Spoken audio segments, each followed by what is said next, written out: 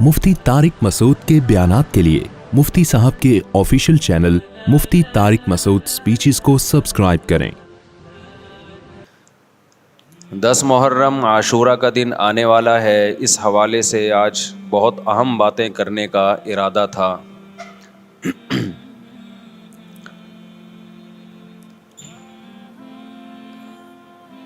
मुहर्रम में क्या करना चाहिए, करबला का वाक़या असल है क्या। करबला के वाक़े पर तो मैं एक पूरा बयान चंद साल पहले रिकॉर्ड करवा चुका हूँ, लेकिन इस वाक़े से अहम सबक क्या मिलते हैं। मुहर्रम में हम कौन से ऐसे काम कर रहे हैं जिससे हम अल्लाह के गज़ब के मुस्तहिक़ ठहर रहे हैं।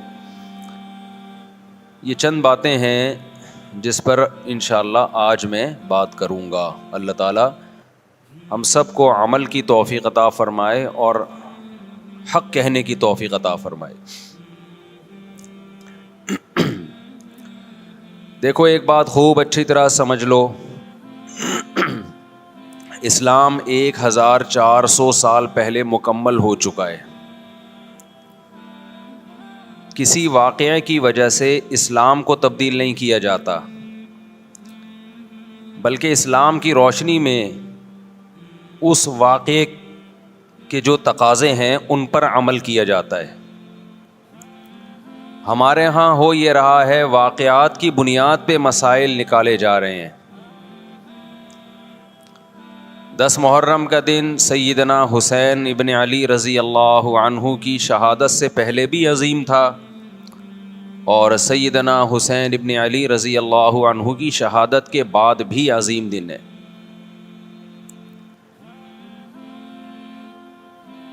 आज आपने एक नारा बहुत सुना होगा कि जी इस्लाम में फ़िरक़ावारियत नहीं है, हम किसी फ़िरक़े से नहीं हैं। मैं बार बार कहता हूँ कि ये बड़ा खुशनुमा नारा है जो सुनने में बहुत अच्छा लगता है। कुछ बातें सुनने की हद तक बहुत अच्छी होती हैं, लेकिन प्रैक्टिकल लाइफ में उनकी वैल्यू बिल्कुल भी नहीं होती। जब आप प्रैक्टिकल लाइफ में आते हैं तो फिर आपको ये फ़ैसला करना पड़ता है कि आप किस फ़िरक़े से ताल्लुक़ है आपका।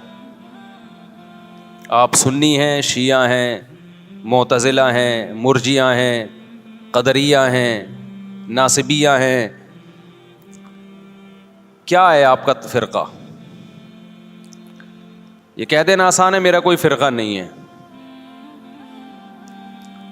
इस पर सबसे बड़ा इश्काल ये होता है, ये मैं इसलिए फ़िरक़े की बात कर रहा हूँ कि आपको भी तय करना पड़ेगा कि आप या तो शिया बन जाओ भाई या सुन्नी बन जाओ, एक तरफ हो जाओ आप। मुहर्रम में शिया बने हुए होते हैं, रमज़ान में सुन्नी बने हुए होते हैं, रबीउल अव्वल में बरेलवी बने हुए होते हैं, तो पता ही नहीं चलता कि टिकता ही नहीं है किसी एक जगह। इस बात में दो राय नहीं हो सकती कि सैयदना हुसैन रज़ी अल्लाह ताला अन्हु को जो करबला में शहीद किया गया, ये कायनात का बदतरीन जुल्म था। जिसने आपकी गर्दन मुबारक पे तलवार रखी, उसकी बदबख्ती में दो राय नहीं हो सकती। बहुत ही कोई शकी और बदबख्त जो नवासे रसूल सल्लल्लाहु अलैहि वसल्लम के कत्ल की तरफ बढ़ा, बहुत ही कोई बदबख्त और बदनसीब जो कूफा के गवर्नर इब्ने ज़ियाद के कहने पर नवासे रसूल से लड़ने के लिए निकला, जो इस जुल्म को जुल्म नहीं मानता, वो भी अपने आप को जहन्नम में जाने के लिए तैयार कर रहा है। फिर करबला में एक बड़ा जुल्म यह हुआ कि सिर्फ सैयदना हुसैन इब्न अली को शहीद नहीं किया गया, आपके साथ जितने मर्द थे सबको शहीद कर दिया गया। लेकिन हमें पैगंबर सल्लल्लाहु अलैहि वसल्लम और सहाबा की सीरत में क्या मिलता है, मैं एक आयत से आपको समझाता हूं। मुशरिकीन मक्का हजरत इब्राहीम अलैहिस्सलातु वस्सलाम के नसब में होने पर और आपसे मोहब्बत पे बड़ा फ़ख्र किया करते थे कि हम इब्राहीम की औलाद में हैं, हम इब्राहीम के दीन पे हैं।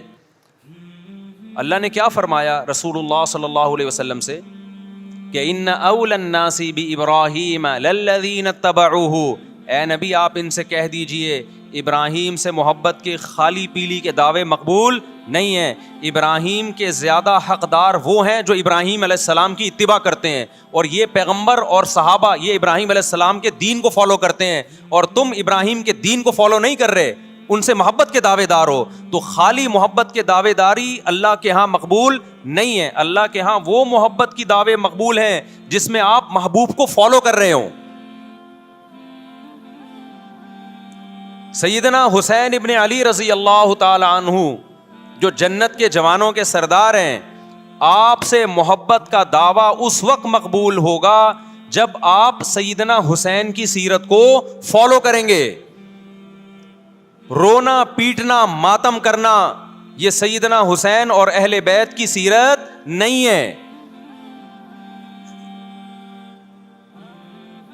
صبر کرنا, ظالم کے سامنے ڈٹ جانا, جان کے خوف سے اپنی پالیسیوں سے پیچھے نہ ہٹنا, یہ سیدنا حسین ابن علی رضی اللہ عنہ کی سیرت ہے جو آج ہمیں کہیں بھی نظر نہیں آتی.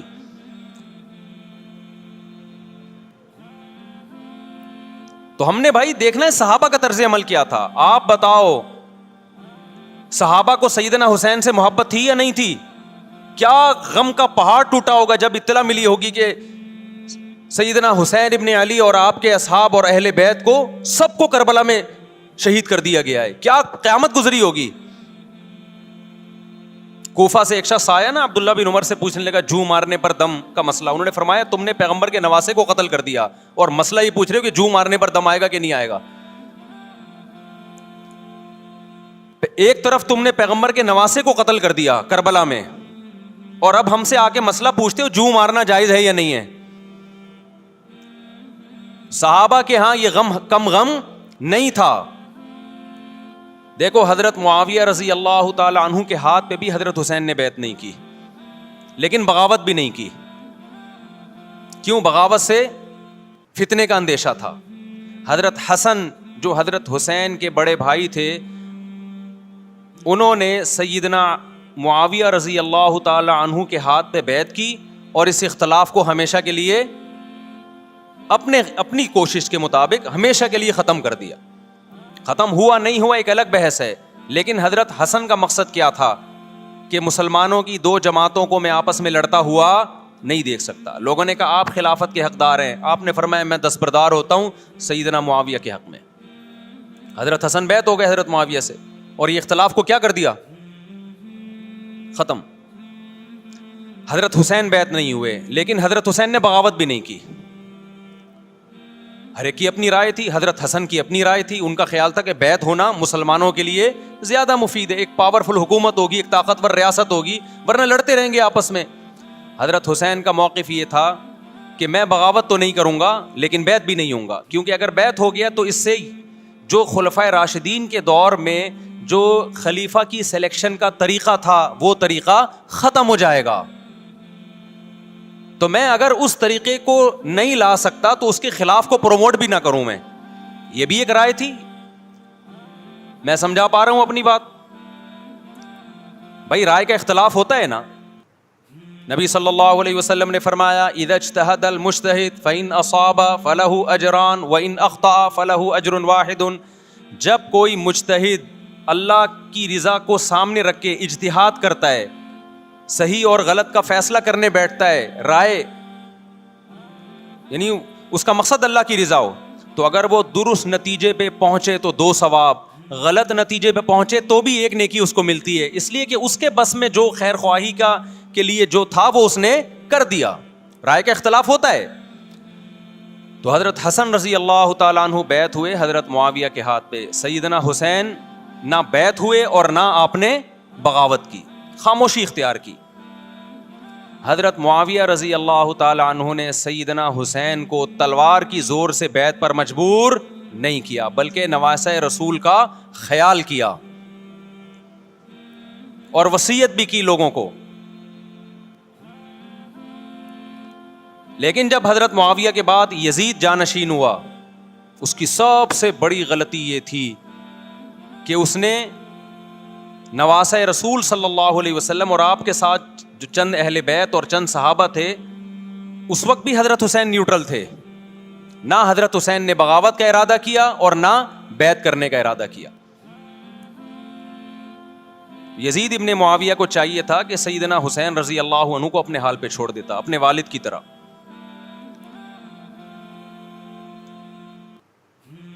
حضرت حسین رضی اللہ تعالیٰ عنہ کو جب کوفہ سے خطوط آئے، یہ میں وضاحت اس لیے کر رہا ہوں کہ حضرت حسین بغاوت کے لیے نہیں نکلے تھے، اس مسلمان حاکم کے خلاف بغاوت کے لیے نہیں نکلے تھے، کیونکہ رسول اللہ صلی اللہ علیہ وسلم کی بہت ساری صحیح حدیث ہے اس بارے میں کہ جو باغی ہے، جو ریاست کے خلاف بغاوت کرتا ہے، اس کو نبی صلی اللہ علیہ وسلم نے اس عمل کو پسند نہیں کیا.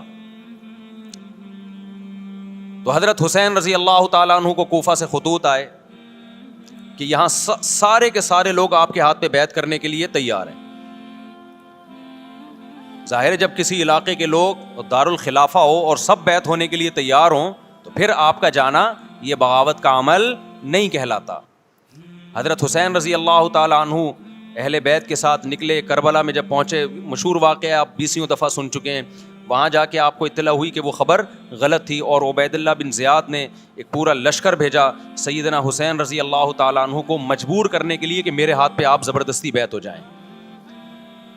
حضرت حسین رضی اللہ تعالیٰ عنہ نے مطالبے رکھے کہ یا تو مجھے واپس جانے دیا جائے اور اگر بیعت کرنا ہی ہے تو میں دمشق میں امیر کے ہاتھ پہ جا کے بیعت کروں گا. بہت معقول مطالبے تھے یہ. میرا مقصد ابھی کربلا کا واقعہ بیان کرنا نہیں ہے، اس پہ بہت کچھ کہا جا چکا ہے، خود میرا بھی بیان اس پہ تفصیل سے ہو چکا ہے. اس کے بعد بھی سیدنا حسین رضی اللہ تعالیٰ عنہ کو مجبور کرنا کہ عبید اللہ بن زیاد جو بدبخت انسان جو قاتل تھا اہل بیت کا، اسی کے ہاتھ پہ لازمی بیعت ہوں، جبکہ وہ امیر بھی نہیں ہے، وہ گورنر ہے ایک علاقے کا.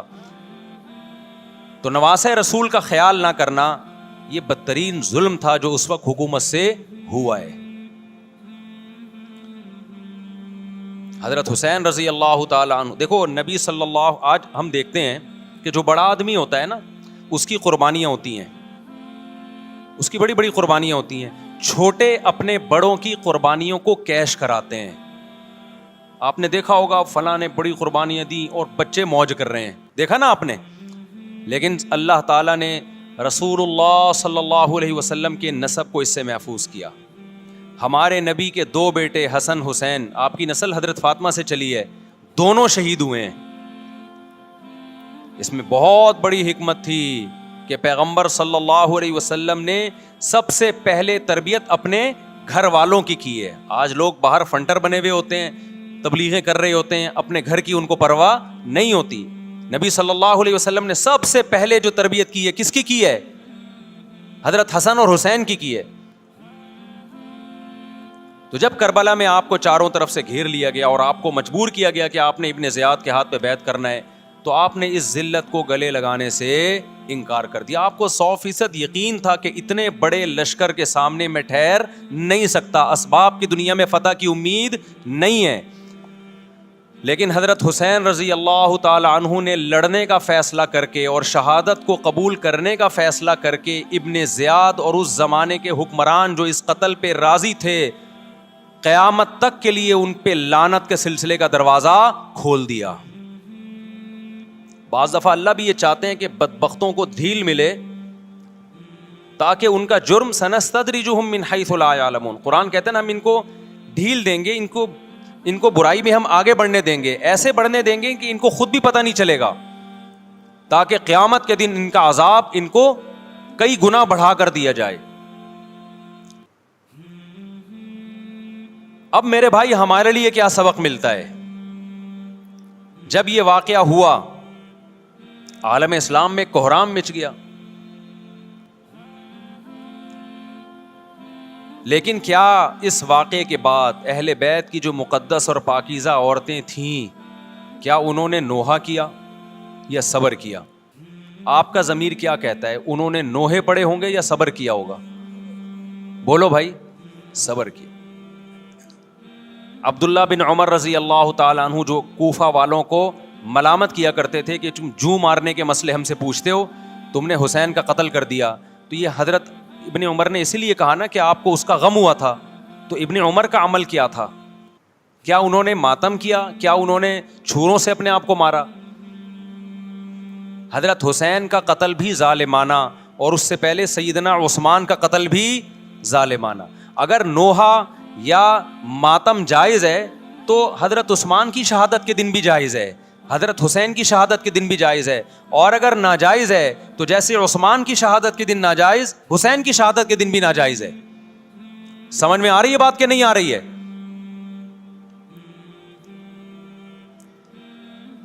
قرآن کیا کہتا ہے ایسے مواقع کے بارے میں؟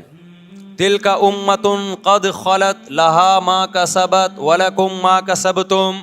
قرآن جب بھی پرانی امتوں کے واقعات بتاتا ہے, قرآن کہتا ہے یہ ایک قوم تھی جو گزر گئی, انہوں نے جو کیا اس کا بدلہ ان کو ملے گا, تم جو کرو گے اس کا بدلہ تمہیں ملے گا. تو ہمیں اللہ نے اس واقعے میں بھی بتا دیا کہ سیدنا حسین کا واقعہ, کربلا کا واقعہ جب سنا کرو تو یہ سوچا کرو یہ قوم تھی جو گزر گئی, جس نے اچھا کیا, حسین ابن علی نے اچھا کیا, ان کو اس اچھائی کا بدلہ ملے گا. اور جو حضرت حسین کے قتل کے حضرت سیدنا حسین کے مبارک خون سے جن کے ہاتھ آلودہ ہوئے, کیونکہ قتل کیا نا انہوں نے, تو لہا ما کسبت, ان کو اس ظلم کا بدلہ بھی ملے گا. تو ہمارا کام کیا ہے؟ ہم نے فالو کرنا ہے حسین کے راستے کو, نہ کہ حسین کے نام پہ ہم نے ماتم کرنے ہیں. حسین کا راستہ کیا ہے جس کو ہم نے فالو کرنا ہے؟ اب میں چند چیزیں آپ کو بتاتا ہوں.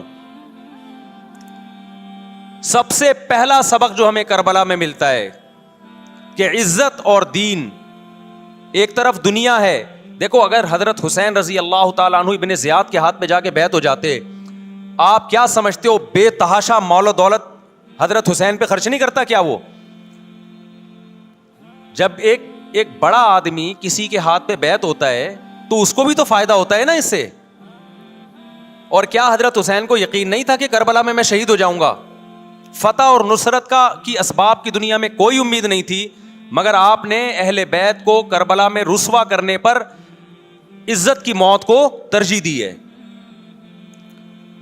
آج اگر آپ میں یہ ظرف ہے کہ آپ عزت کی موت کو ذلت کی زندگی پر ترجیح دیتے ہو تو پھر آپ حسینی ہو. نہیں آئی بات میرا خیال ہے سمجھ. سیدنا حسین کی سخاوت کے واقعات ہیں. سیدنا حسین باغی نہیں تھے رضی اللہ عنہ. پھر جو اہل بیت کا طرز عمل کیا تھا, محرم میں کیا کیا ہو رہا ہے میں آپ کو بتاتا ہوں. ان میں سے کوئی بھی عمل نہ ہمیں قرآن سے ملتا ہے نہ صحابہ سے ملتا ہے ہمیں. تو ما انا علیہ و اصحابی جو جنتی فرقہ ہوگا اس کی جو علامتیں ہیں, تو جب آپ ان علامتوں کے خلاف چلو گے, صحابہ اور تابعین کو فالو نہیں کرو گے, تو آپ پھر اپنے آپ کو سنی کہنا چھوڑ دو. آپ بتاؤ مجھے اسلام میں کوئی مہینہ منحوس ہے؟ بولو نا, کوئی مہینہ منحوس ہے؟ تو آپ محرم کو منحوس کیوں کہتے ہو؟ لوگ مجھے کہتے ہیں مفتی صاحب فرقہ واریت پھیلا رہے ہیں. دیکھو فرقہ واریت جب پھیلا رہا ہوں جب میں کسی فرقے کے خلاف آپ کو کر رہا ہوں. میرے بیان شیعہ لوگ بھی سنتے ہیں, ملتے بھی ہیں. بہت دفعہ ایئرپورٹ پہ ملاقات ہوئی, بڑی عزت سے ملے, میں شیعہ ہوں لیکن آپ سے محبت کرتا ہوں. یہاں مسجد میں بھی آتے ہیں, میں نے کبھی کسی پہ طنز نہیں کیا. اس لیے میں بار بار کہتا ہوں جو شیعہ کا مذہب ہے اس کو کرنے دو. وہ سبیلے لگاتے ہیں, آپ ان کو مت چھیڑو, جا کے تنگ نہ کرو ان کو. وہ ماتم کرتے ہیں, آپ ان کو مت چھیڑو. وہ نوحے کرتے ہیں, وہ نوحے پڑھتے ہیں, آپ ان کو مت چھیڑو. لیکن آپ اپنی پوزیشن واضح کرو کہ آپ شیعہ ہو یا آپ سنی ہو. آپ تو ایک طرف ہو جاؤ نا. محرم میں اگر آپ مرثیے لگا کے گھوم رہے ہو گاڑیوں میں, اٹ مینز آپ سنی نہیں ہو. آپ نبی صلی اللہ علیہ وسلم کی حدیث ہے ہمارے پاس, ہم اہل سنت والجماعت ہیں, ہم سنت کو فالو کرتے ہیں. تو سنت کیا کہتی ہے؟ میتوں پہ گریبان چاک کرنا, میتوں پہ چیخ و پکار کر کے رونا. آپ نے فرمایا لیس منا, وہ ہم میں سے نہیں ہے. اور اس عمل پہ آپ صلی اللہ علیہ وسلم نے لعنت فرمائی ہے. لوگ کہتے ہیں حسین کی یاد میں رونا نبی کی سنت ہے. نبی صلی اللہ علیہ وسلم کو جب جبریل نے بتایا کہ حسین شہید ہوں گے, آپ روئے, اس لیے کہ اس وقت آپ کو یہ خبر ملی تھی. لیکن کیا ہر محرم میں آپ نے رونے کا پروگرام کیا ہے, یا صحابہ کو بیٹھ کے باقاعدہ رلایا ہے آپ نے؟ کیا ہو گیا بھائی؟ آپ کو بھی جب کربلا کا واقعہ کی خبر ملی آپ کی آنکھوں میں آنسو آ جائے، یہ نیچرل ہے، یہ حسین سے محبت کی علامت. لیکن ہر محرم میں باقاعدہ بٹھا کے رونے کا پروگرام کرنا یہ حسین سے محبت کی علامت نہیں ہے، بلکہ شریعت میں ناجائز ہے یہ غموں کو بڑھانا. یہ کہاں سے جائز ہو گیا؟ حضرت عثمان بھی تو شہید ہوئے تھے، نبی صلی اللہ علیہ وسلم کے داماد تھے، ان کی یاد میں آپ رونے کو سنت کیوں نہیں کہتے؟ ہماری نظر میں حسین کا قتل بھی بہت بڑا ظلم اور سیدنا عثمان کا قتل بھی بہت بڑا ظلم تھا. دونوں مظلوم تھے، دونوں مظلوم شہید تھے، ہمیں دونوں کی شہادت پہ غم ہے، لیکن اب اس غم کو مناتے نہیں ہیں. اسلام میں غم منانا سنت نہیں ہے. دیکھو جعفر طیار رضی اللہ عنہ، نبی کے چچا زاد بھائی، اہل بیت، جب آپ صلی اللہ علیہ وسلم نے ان کو لڑائی کے لیے میدان جنگ میں بھیجا، رومیوں سے لڑائی تھی، حضرت جعفر طیار کی 4 بیویاں تھیں. جب نبی صلی اللہ علیہ وسلم مسجد نبی میں بیٹھے، آپ کو فرشتوں نے اطلاع دی کہ جعفر طیار شہید ہو گئے. آپ صلی اللہ علیہ وسلم کی آنکھوں سے آنسو. یہ آنسو اس وقت نکلے جب عین شہادت کی اطلاع ملی ہے، اس وقت آنسوؤں کا نکلنا محبت کی علامت ہے. آپ نے صحابی رسول کو بھیجا کہ جاؤ آپ کی زوجات کو، بیویوں کو جا کے خبر دو کہ جعفر طیار شہید ہو گئے. کیا قربانی تھی صحابہ کی، آپ دیکھو ایسے جوان تھے جعفر طیار، خوبصورت جوان. غزوہ بدر میں جب مشرکین مکہ نے یہ نعرہ لگایا کہ حل میں مبارز، 3 سردار آئے، انہوں نے کہا پہلے تمہارے اندر سے 3 بہادر آئیں ہم سے لڑیں. دیکھو عربوں میں یہ ہوتا تھا کہ جب جنگ کے لیے 2 فوجیں آمنے سامنے کھڑی ہوتی تھیں تو پہلے دونوں طرف کے بہادر ترین لوگوں کی لڑائیاں ہوتی تھیں کہ جب تک دونوں میں سے ایک قتل نہیں ہوگا لڑائی شروع نہیں ہوگی. تو آپ کو پتا ہے کہ اس میں بہادر ترین لوگ نکلیں گے نا جو لڑنا جانتے ہوں. مشرکین مکہ کی طرف سے 3 یا 4 بڑے بڑے سردار آئے لڑائی سے پہلے، بدر میں لڑائی سے پہلے. انہوں نے نعرہ لگایا حل میں مبارز، کوئی ہے تم میں جو پہلے ہم سے لڑے. یعنی ادھر سے ہم 3 ہیں تو ادھر سے بھی کتنے چاہیے؟ 3 بندے. ادھر سے انصار صحابہ آئے. مشرکین مکہ نے کہا لیسو بی اکفائنا، یہ ہمارے جوڑ کے نہیں ہیں، قریشی ہاشمی چاہیے، ہمارے نسب کے لوگ ہونے چاہیے. تو ادھر سے نبی صلی اللہ علیہ وسلم نے حضرت علی کو بھیجا اور حضرت جعفر طیار کو بھیجا. جن صحابہ کو بھیجا ان میں حضرت جعفر طیار بھی تھے. حضرت جعفر طیار رضی اللہ تعالی عنہ اور سیدنا علی مقابلے میں غالب آ گئے. خوبصورت صحابی. نجاشی کے سامنے آپ نے تقریر کی ہے، ہجرت کی ہے نا جب حبشہ کی طرف، تو نجاشی نے پوچھا جعفر طیار سے کہ تمہارے پیغمبر جو کلام لے کر آئے ہیں وہ سناؤ. حضرت جعفر طیار رضی اللہ تعالیٰ عنہ نے سورہ مریم پڑھنا شروع کر دی. کاف ہا یا عین صاد ذکر رحمت ربک عبدہ زکریا اذ نادى ربه نداء خفيا قال رب اني وهن العظم مني واشتعل الراس شيبا ولم اكن بدعائك رب شقيا واني خفت الموالي من ورائي وكانت امراتي عاقرا فهب لي من لدنك وليا. ایسی حضرت مریم اور عیسیٰ ابن مریم کی سیرت کو سورہ مریم میں بیان کیا حضرت جعفر طیار نے کہ نجاشی روتے روتے اس کی داڑھی تر، اور جتنے پادری بیٹھے تھے سب کی داڑیاں تر ہو گئی روتے روتے.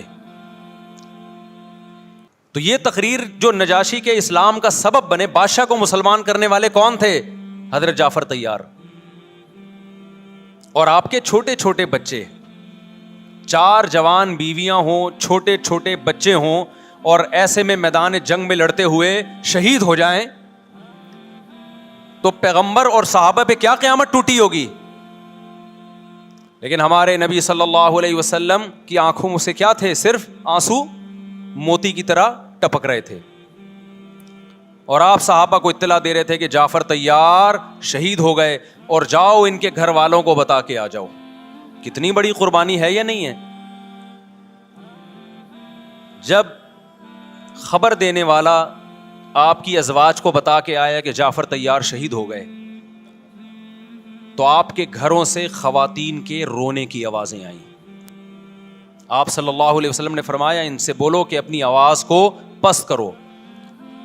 پھر چیخو پکار کی آواز آئی تو آپ نے فرمایا کہ اگر دوبارہ چیخو پکار کی آواز آئے تو ان کے منہ پہ خاک پھینک دو. وہ شہید کی بیوہ تھیں, اور شہید بھی کتنے مقدس, ان کو بھی نبی صلی اللہ علیہ وسلم نے نوحہ کرنے کی اجازت نہیں دی. اس دن جس دن غم پہنچا ہے اس دن بھی چیخو پکار کی اجازت نہیں دی ہے, تو آپ بتاؤ اگلے سال اس تاریخ کو چیخو پکار کی کیسے اجازت مل جاتی؟ نہیں آئی میرا خیال ہے بات سمجھ میں. جب غم پہنچا ہے اس وقت چیخنے چلانے کی اجازت نہیں ہے. چھوٹے چھوٹے یتیم بچے, حضرت جعفر طیار کے چھوٹے چھوٹے یتیم بچے, کتنا غم ہوتا ہے جب چھوٹے چھوٹے بچے, ان کا باپ دنیا سے چلا جائے, کتنا ترس آتا ہے ان کے اوپر. تو ہمارے نبی کو بھی ان یتیم بچوں پہ بھی ترس آیا, ان بیواؤں پہ بھی ترس آیا, لیکن نہ نبی صلی اللہ علیہ وسلم چیخو پکار کر کے خود روئے اور نہ آپ نے ان کی ازواج کو رونے کی اجازت دی ہے. سمجھ میں نہیں آ رہی میرا خیال ہے بات. میرا مقصد شیعوں پہ طنز کرنا نہیں ہے, ان کا جو مذہب ہے ان کو اس پہ چلنے دو. میرا مقصد ہے آپ اپنی پوزیشن واضح کرو کہ آپ ادھر ہو یا ادھر ہو. کسی کو تنگ مت کرو, نہ کسی پہ فتوے لگاؤ کفر اسلام کے, نہ کسی کو جہنمی قرار دو. اپنی پوزیشن آپ فیصلہ کرو کہ آپ اگر ادھر جانا ہے تو پورے ادھر چلے جاؤ. پھر یہ آدھا تیتر آدھا بٹیر والا معاملہ مت کرو. وہ ان کا مذہب ہے بھائی, ان کے علماء ان کو بتاتے ہیں کہ محرم میں کالے کپڑے پہننے ہیں, محرم میں ماتم کرنا ہے, محرم میں کو منحوس سمجھنا ہے, اس میں شادی بیانی کرنا. ان کے علماء ان کو بتاتے ہیں, ان کو چلنے دو اس پر. دنیا میں بہت سے فرقے ہیں, بہت سے مذہب ہیں, ہم کسی کو نہ ختم کر سکتے ہیں نہ کسی کے خلاف نفرت پیدا کر سکتے ہیں. اس سے کوئی چیز حاصل نہیں ہوگی. کسی سے نفرت کرنے کی ضرورت نہیں, کسی پہ فتوے لگانے کی ضرورت نہیں, لیکن آپ کو اپنی پوزیشن واضح کرنی پڑے گی کہ میں کہاں کھڑا ہوا ہوں. اگر آپ سنی ہو تو پھر اہل سنت والجماعت صحابہ تابعین کو فالو کرتے ہیں, حدیث کو فالو کرتے ہیں, اور حدیث میں ہمیں ماتم کرنا, نوحہ کرنا, گریبان چاک کرنا اس کی پرمیشن نہیں ہے, بلکہ اس سے روکا گیا ہے, اس عمل کو حرام اور ناجائز قرار دیا گیا ہے. بات آ رہی ہے سمجھ میں؟ باقی جو شیعہ حضرات کرتے ہیں, ہمارے دوست ہیں شیعہ, میں مذاق میں نہیں کہہ رہا, ملتے ہیں ہم سے, میں کبھی ان سے مذہب کے ٹاپک پہ بات نہیں کرتا, نہ ان کو کبھی چھیڑتا ہوں کہ آپ یہ کیوں کر رہے ہو, یہ کیوں نہیں کر رہے. بھائی اس کا مذہب ہے, وہ اس کا فرقہ ہے, جو کرنے دو اس کو, ہم نہیں کرتے, کیونکہ ہم اہل سنت والجماعت میں. سمجھ میں آ رہی ہے بات کہ نہیں آ رہی؟ پھر ربیع الاول کا مہینہ آئے گا, اس میں بھی آپ اپنی پوزیشن واضح کرو کہ آپ ادھر ہو یا ادھر ہو. دو فرقے ہیں, دیوبندی بریلوی. میں نہیں کہہ رہا کہ کون جنتی کون جہنمی, لیکن بر صغیر میں جن کو دیوبندی کہا جاتا ہے وہ نظر و نیاز تیجے 40 میں کے قائل بولو نہیں ہے. یہ ان کی کتابوں میں لکھا ہوا ہے, وہ اس کے قائل نہیں.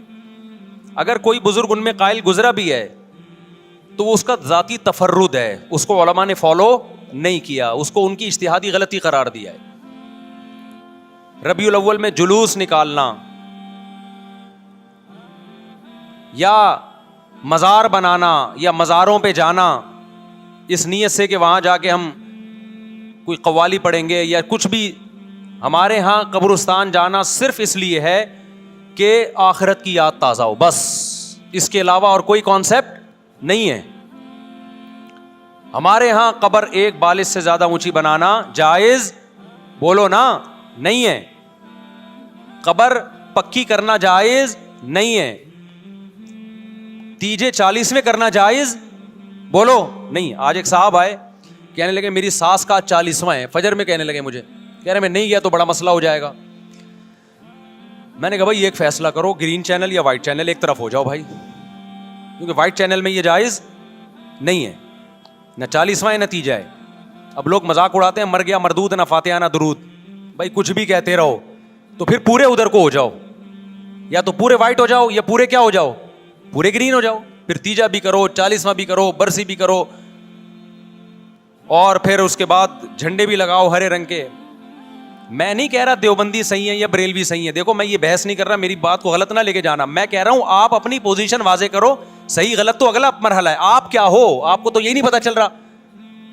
آپ रबी अव्वल में हरे झंडे लेके घूम रहे हो, रमजान में आप व्हाइट चैनल बने हुए हो, मुहर्रम में आप ब्लैक चैनल बने हुए हो, तो पता ही नहीं चल रहा तो है क्या भाई?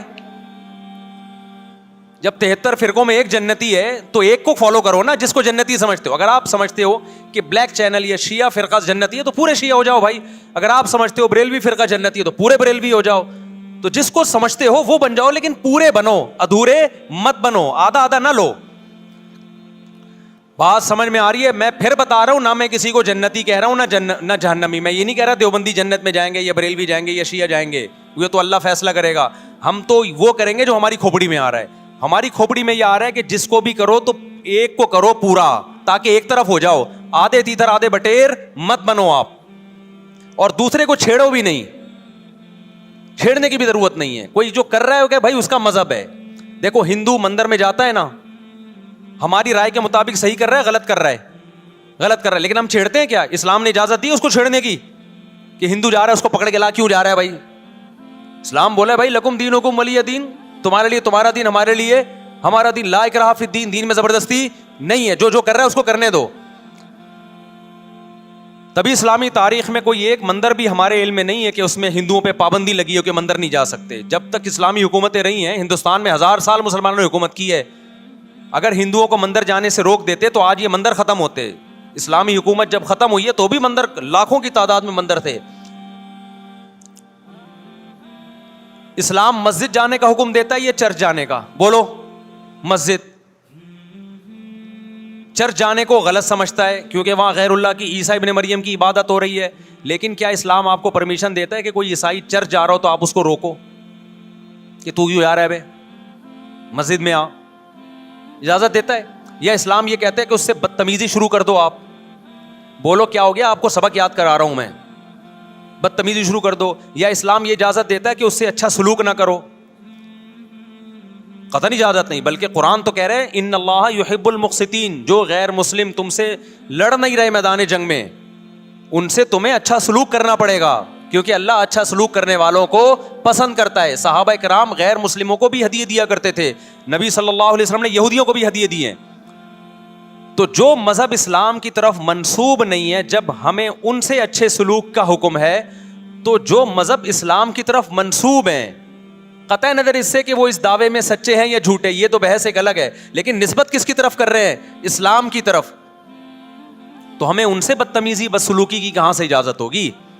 तो मैं नहीं कह रहा कि आप शिया बरेलवियों से दुश्मनी करना शुरू कर दो, उनकी दावतें अटेंड ना करो, उनसे कारोबार छोड़ दो, या उनको जा जाके तंग करो, क्यों सबील लगा के बैठे हो, क्यों मातम कर रहे हो, ये काम मत करो आप। हमारा मुल्क इस फिरकावारियत का मुतहम्मिल नहीं है, से फसाद फैलता है। लेकिन अपनी पोजीशन आप वाज़े करो, एक लकीर है आप खींच दो। अगर कोई शख्स आपके सामने सहाबा को बुरा भला कहता है, आप बोलो भाई ये मेरी बाउंड्री क्या हो रही है, क्रॉस। मेरे सामने आपको उन बुजुर्गों के खिलाफ बोलने की इजाजत नहीं है जिनसे मुझे अकीदत है। अगर ये काम आपने किया तो हमारी और आपकी राहें अलग अलग।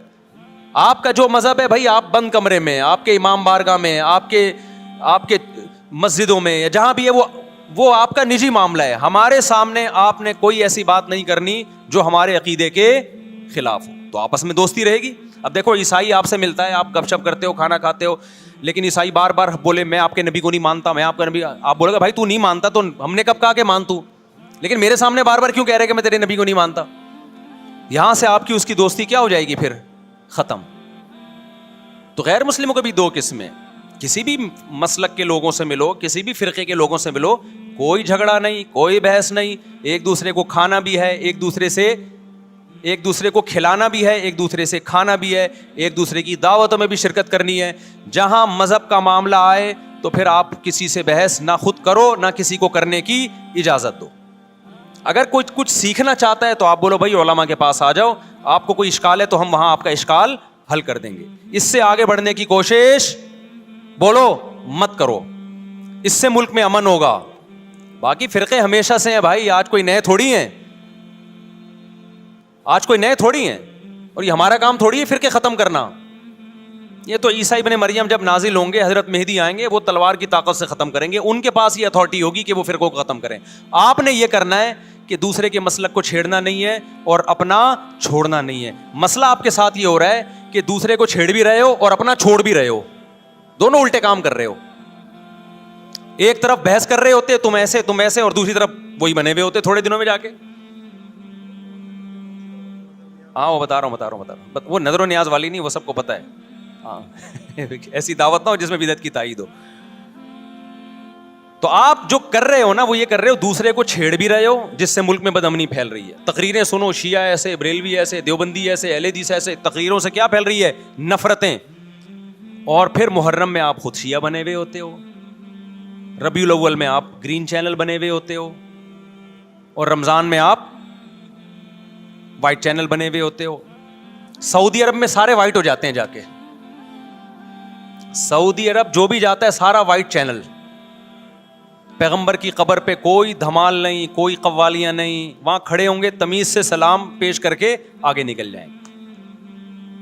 وہاں کوئی چیخو پکار نہیں، وہاں جا کے سارے کیا ہو جاتے ہیں؟ وائٹ، کیونکہ وہاں حکومت کا ڈنڈا ہے. ٹھیک ہے نا؟ تو گورنمنٹ کے پاس تو یہ اختیار ہے بھائی ڈنڈا چلائے، ہمارے پاس یہ اختیار نہیں. ہم تو تمیز سے بات کریں گے، سمجھائیں گے، محبتیں پھیلائیں گے، کیونکہ جب عوام ڈنڈا چلاتی ہے تو اس سے اصلاح کم اور فساد زیادہ ہوتا ہے. تو میں بار بار کہہ رہا ہوں بھائی دوستیاں رکھو، کوئی دفتروں میں شیعہ سنی لڑائی نہ ہونے دو، یہ غلط ہے. محبتیں پھیلاؤ لیکن مسلک کو چھوڑنا نہیں ہے. جب کوئی آپ سے کہے محرم میں یہ کام کرو، بولو بھائی ہم چونکہ اہل سنت والجماعت میں سے ہیں، ہم چونکہ سنی ہیں، لہذا ہمارے ہاں کوئی مہینہ ہمارے مذہب کے مطابق منحوس نہیں ہے. پھر کوئی آپ کو اصرار کرے نہیں یہ نہیں یہ نہیں یہ، آپ بولو بھائی ہم تم پہ اپنا مسلک تھوپ رہے ہیں کیا؟ تم جلوس نکالتے ہو، تم ماتم کرتے ہو، ہم تو نہیں تمہیں روکتے آ کے، بلکہ گورنمنٹ تمہیں تحفظ دیتی ہے، سیکیورٹی دیتی ہے گورنمنٹ تمہیں.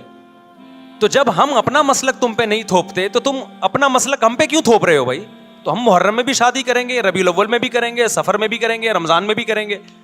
ہم نے تو 4 کرنی ہے. ہم مہینوں کے حساب سے شروع کر دیں تو پھر ہمارے تو بڑے مسئلے ہو جائیں گے بھائی. سمجھ میں آ رہی ہے بات کہ نہیں آ رہی؟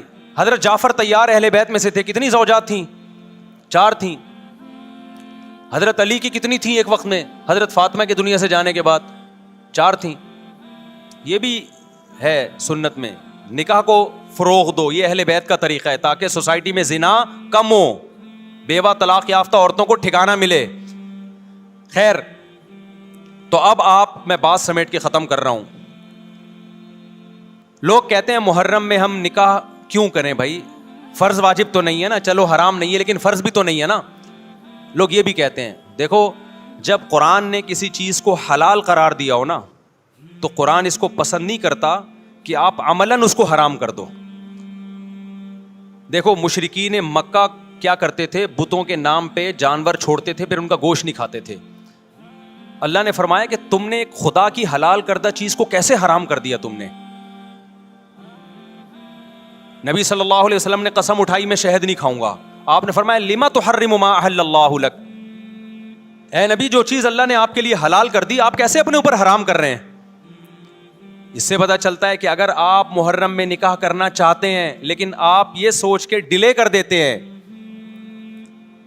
کہ بھائی اس مہینے میں لوگ نکاح کو برا سمجھتے ہیں، تو یہ ڈیلے کرنا آپ کے لیے ناجائز ہوگا. کیونکہ لما تحرم ما احل اللہ لک، اللہ نے جس چیز کو تمہارے لیے حلال کیا تم نے کس دلیل کی بیس کے پر اپنے اوپر پابندی لگائی ہے اس پر؟ ایک تو ہے نا کسی کو شادی کا خیال ہی سفر میں آ رہا ہے، ربیع الاول میں آ رہا ہے، وہ تو ایک الگ بات ہے، لیکن اس کا نکاح محرم میں ہونا تھا. صرف محرم کی وجہ سے وہ ڈیلے کر رہا ہے کہ جی میں ربیع الاول میں لے کے جاؤں گا. یہ ڈیلے کرنا قرآن و سنت پہ زیادتی ہے یا نہیں ہے؟ یہ اللہ کے حلال کو عملاً حرام کرنا ہے یا نہیں ہے؟ نہیں ہے بات سمجھ میں؟ پھر اگر کوئی شیعہ آپ سے کہتا ہے کہ بھئی آپ ہمیں چھیڑنے کے لیے یہ کام کر رہے ہو، آپ بولو نہیں بھائی ہم آپ کو چھیڑنے کے لیے نہیں کر رہے، آپ کا مسلک ہے، آپ اس پر عمل کریں، ہمیں اس پہ کوئی اعتراض نہیں ہے. لیکن ہم کس کے پر عمل کریں گے؟ ہم اہل سنت والجماعت ہیں. کتنے صحابہ ہیں، خود نبی کی نکاح محرم میں ہوا ہے، اور ویسے بھی ہمارے ہاں شہادت ایک منحوس عمل نہیں ہے، شہادت ایک مبارک عمل ہے۔ 10 محرم پہلے سے فضیلت والا دن تھا، محرم پہلے سے فضیلت والا مہینہ تھا۔ حسین ابن علی کی شہادت سے اس مہینے کے تقدس کو 4 چاند لگ گئے ہیں اور مقدس ہو گیا یہ مہینہ۔ یہ کیسی بات ہے جو شہادت کا دن ہو ہم اس کو منحوس قرار دے دیں؟ بھائی ہمارا یہ جگرا نہیں ہے۔ سمجھتے ہو کہ نہیں سمجھتے ہو؟ تو اس لیے محرم میں اگر کسی نے نکاح کرنا ہے اس کو ڈیلے مت کرو میرے بھائی۔ لوگ کہتے ہیں فرض تو نہیں ہے نا، آپ اگر اس کے نحوست منحوس ہونے کی وجہ سے ڈیلے کر رہے ہو تو پھر آپ پہ فرض ہوگا کرنا۔ کیوں؟ اس آیت کی روشنی میں لما تحرم ما احل اللہ لک، اے نبی جس چیز کو اللہ نے حلال قرار دیا آپ کس دلیل کی بیس پہ اس کو اپنے اوپر حرام کرتے ہیں؟ سمجھتے ہو کہ نہیں سمجھتے؟ تو اسی طرح یہ جو باقی کام محرم میں ہو رہے ہیں، مرثیے سن رہے ہیں لوگ، نوحے سن رہے ہیں، رکشے والوں نے بھی لگائے ہوئے ہیں، تو بھائی شیعہ حضرات کا مسئلہ کہ ان کو کرنے دو، آپ یہ عمل مت کرو۔ اگر آپ سنی ہو تو پھر اہل سنت والجماعت کے ہاں میتوں پہ رونے کے مرثیے یہ جائز نہیں ہے، کیونکہ اس سے غم بڑھتا ہے۔ ہمارے نبی نے جعفر طیار رضی اللہ عنہ کی زوجہ کو، جن کا حقیقی غم تھا اس وقت، ان کو نہیں رونے دیا، تو ہمیں کیسے آپ صلی اللہ علیہ وسلم چیخو پکار کی اجازت دیں گے؟ اسی طرح محرم میں سبیلیں لگانا، اس کی بھی کوئی دلیل نہیں ہے۔ سیدنا حسین ابن علی وہ تو پیاس ظلم سے شہید ہوئے، وہ ایک طرف آپ کہتے ہیں وہ پیاسے تھے ان کو پانی نہیں ملا، دوسری طرف آپ اس دن میں لوگوں کو پانی پلا رہے ہیں، تو اس کی لاجک بھی نہیں بنتی کوئی۔ اسلام نے 10 محرم کو روزے کا دن قرار دیا، روزہ اور سبیل جمع نہیں ہو سکتے۔ سمجھتے ہو کہ نہیں سمجھتے؟ آپ کہہ سکتے ہیں کسی کو پانی پلانے پر کون پابندی لگا سکتا ہے؟ پانی پلاؤ بھائی پورے سال، اسپیسیفک ان دنوں میں کیوں پلا رہے ہیں آپ؟ تو جو شیعہ حضرات ہیں ان کا مسلک ہے، ان کو کرنے دیں۔ میں بار بار اس لیے کہہ رہا ہوں ایسا نہ ہو چھیڑ چھاڑ شروع کر دے جا کے، پہلے ہی ملک میں لڑائیاں بہت ہو رہی ہیں، دوبارہ ایک نئی جا کے بتا یہاں بھی سبیل لگی ہوئی ہے، جا کے ان کو چھیڑنا شروع کر دو۔ سبیل کیوں لگا؟ چھیڑنے کی اجازت نہیں ہے کسی کو، آپ نہ لگائیں نہ پئیں، بولے بھائی ہمارے لیے محرم ایسا ہے جیسے دوسرے مہینے ہوتے ہیں، 4 مہینے محترم ہے، محرم، رجب، ذی قعدہ، ذی الحجہ، تو جتنا ذی قعدہ ذی الحجہ ہے اتنا ہی محرم اور رجب ہے، تو جیسے ان مہینوں میں نارمل رہتے ہو ان میں بھی ہم نے ایسے ہی رہنا ہے۔ سمجھتے ہو کہ نہیں سمجھتے ہو؟ اور حلیم کی دیگیں مت پکاؤ محرم کی راتوں میں، حلیم کھا سکتے ہو جب چاہو، اس خاص ان دنوں میں، اور ویسے بھی جو لوگ پوری رات حلیم کے دیگڑے میں گھوٹے لگاتے ہیں صبح روزہ نہیں رکھتے ہو۔ کیا خیال ہے جب آپ پوری رات دیگڑے میں گھومتے رہو گے؟ دیکھا نہیں ہے پوری رات دیکھ کے اندر گھومتے رہتے ہیں، جیسے موت کے کنویں میں نہیں بائک چلاتا بندہ، تو صبح روزہ رکھے گا ایسا آدمی؟ تو یہ ساری چیزیں آپ کو اس کام سے روکتی ہیں جو سنت سے ثابت۔ تو اللہ تعالی ہمیں محرم میں وہ کچھ کرنے کی توفیق عطا فرمائے جس کی ہمیں اللہ، اس کے رسول اور صحابہ نے پرمیشن دی ہے، اور ان تمام باتوں سے اللہ ہمیں بچنے کی توفیق عطا فرمائے جس سے اللہ، اس کے رسول اور صحابہ نے ہمیں بچنے کا حکم دیا ہے۔ اللہ تعالیٰ سمجھنے کی، عمل کی توفیق عطا فرمائے۔ وما علینا الا البلاغ۔